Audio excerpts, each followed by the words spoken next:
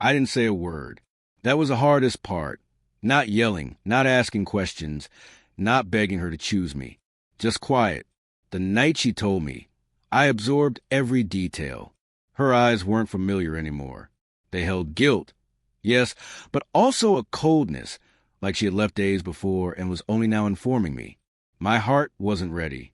She said it wasn't planned, no emotion, no apology, as if betrayal is something that just happens, like you accidentally trip and fall into someone else's arms. I stayed still, didn't move, didn't cry, just stared at her like I didn't know her, because in that moment, I didn't. She was a woman I once pictured forever with, and she vanished the second she shattered what we had. Her mouth kept moving, offering reasons, excuses, anything to fill the silence. I didn't know what I was doing. He made me feel important, but none of it mattered.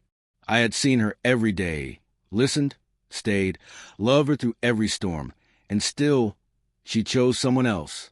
The pain wasn't just the infidelity.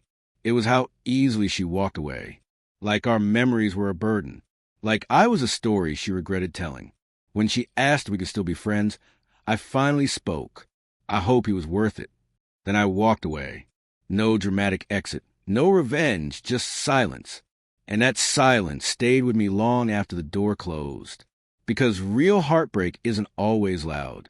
It's sitting in your room alone, wondering if you were ever truly enough. It's rereading old texts, doubting every I love you. It's silence where there used to be warmth. I didn't block her, didn't delete her number, but I never messaged her again. She didn't either. And that told me everything. I started over. New job, gym routine. At first, it was all distraction, but slowly it became healing. Not fast, not perfect, but real, in quiet walks, in mornings where I could finally breathe, in whisper reminders to myself, you're going to be okay. Then, a year later, a knock on the door. Unexpected. Sunday. Still, I opened it, and there she was, hair pulled back, swollen eyes, pale face, holding a white dress like it weighed the world. I didn't go through with it, she said. No greeting. Just pain. She walked in without asking, sat on the edge of the couch like a ghost, sobbing, clutching that dress. I tried to convince myself I loved him.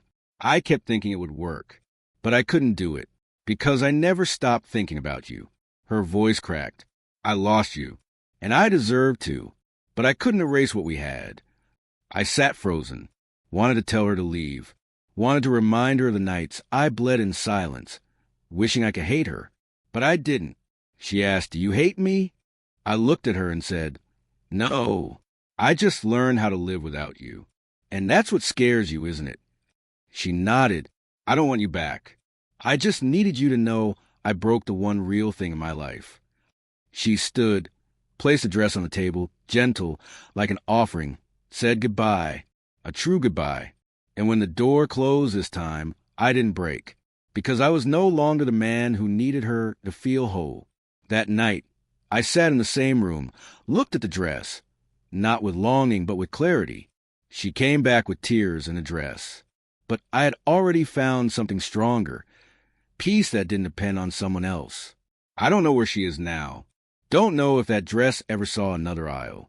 And honestly, I don't need to, because when she shattered me, I stayed silent, and that silence became my strength.